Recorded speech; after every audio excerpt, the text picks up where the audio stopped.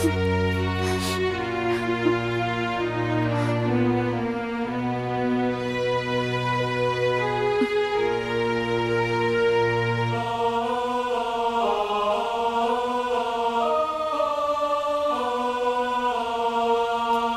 हमनी के ये बंधन में नहीं खे रहे के बस बहुत हो गई। हाँ दीदी, अब भीख मांग कर जिए जाए, आजाद देश में गुलाम बन के नहीं खे जिए के। भीख मांग के काहे जियल जाए दीदी? बड़की दीदी तब प्राइवेट स्कूल में पढ़ा के टीचर के काम भी कर सकताड़ी और अपन पैर पे खड़ा भी हो सकताड़ी। हाँ दीदी। और हाँ, तू तो पार्लर के काम जाने लू, तू अपन पार्लर खोल के अपना पैर पे खड़ा हो सकेलू। हाँ सही कहा ताड़ू तू दीदी। और हाँ, तू सिलाई मशीन खोल ला, तीनों लोग अपना अपना पैर पे खड़ा रही तो किसी के एहसान लेवे की कोनो जरूरत ना पड़ी। हाँ, लेकिन पार्लर खोले खातिर और सिलाई मशीन खातिर हम लोग पैसा लाई कहाँ से?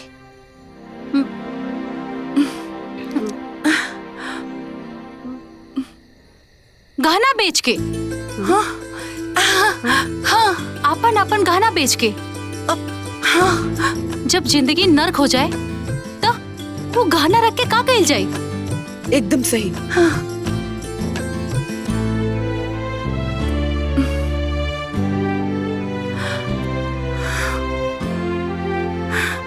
एकदम ठीक बा। तब मिलाई हाथ। न पति के सेल जाई न सास के। जियल जाई अपना अपना हिसाब से।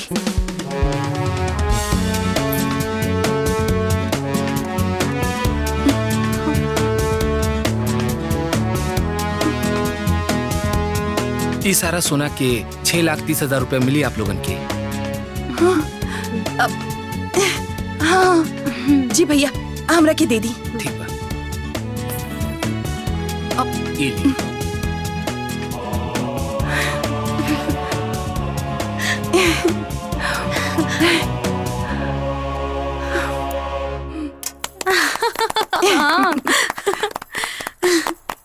चले चला।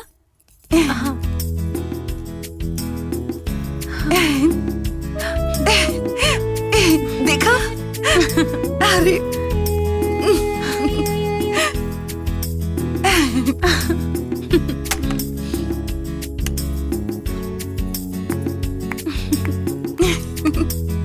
आई।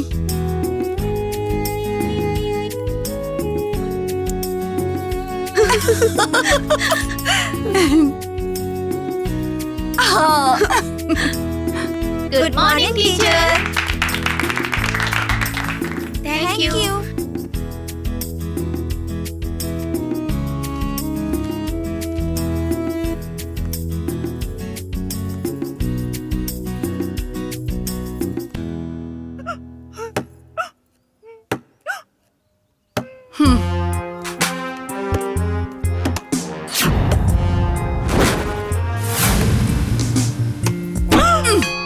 अभी ले घर जैसे चलल, अब वैसे ना चली। मतलब जैसे सास के रहे के चाहिए वैसे अब पतो रही। जैसन पतो के रहे के चाहिए वैसन सास। और अब एक घर में होई कुछ खास।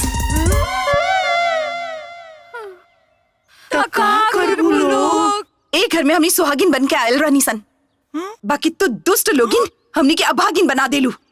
अब तोहरा लोगिन के होई अभागिन के संसार, हमनी के करीब सन शौक श्रृंगार।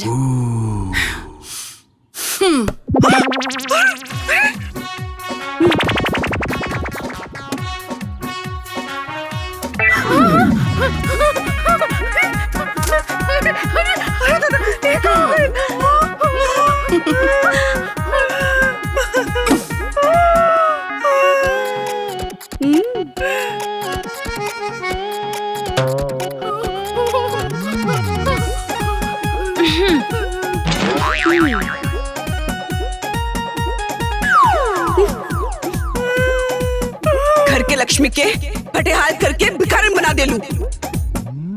तोरा लोग के ना हो आदर। हमनी के होई पलंग तोसक और चादर।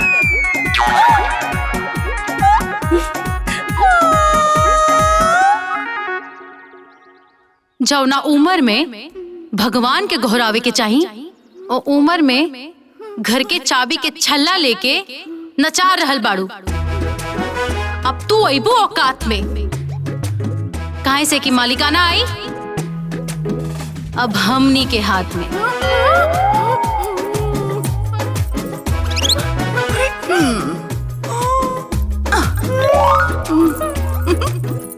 बहुत चलली घर में सास के शासन, अब बस चली घर में बहुअन के शासन।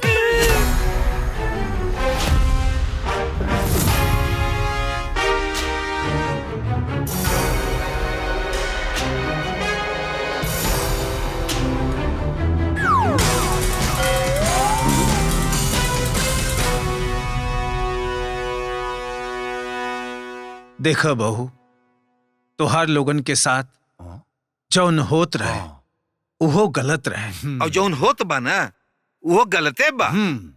और जब गलती पे गलती होला वो गलत होला। बाबूजी, यदि पहला गलती ना भइल रही तो दूसरा गलती भी ना होइत। मतलब ई जौन सब हो रहल बा सही हो रहल बा। हाँ, और ये गलती के हमनी के कोनो अफसोस नहीं खे। मतलब तू लोग के जौन मन करी उहे करबू। हाँ, अब हमनी के ठान ले ले बानी जा कि घर चली हमनी के हिसाब से।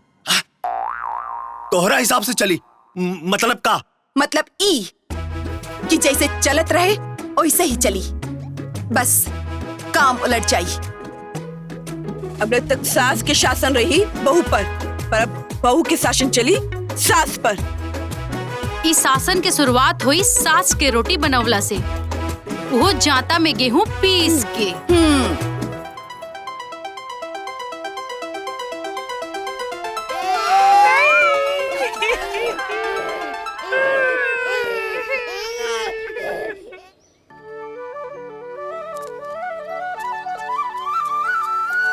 गांव में हमनी का इज्जत कम हो गई बा का?